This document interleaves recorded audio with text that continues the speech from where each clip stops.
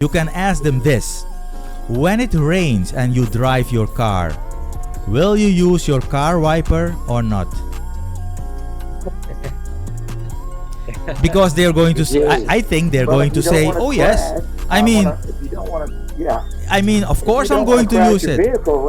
Yeah, of course I'm going to use it.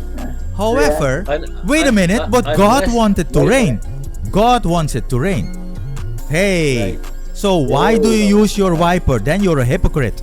If you use your wiper, then you're a hypocrite. Because you say in your mind that God wants it to rain now, so you have to accept it. Don't use your wiper, ever.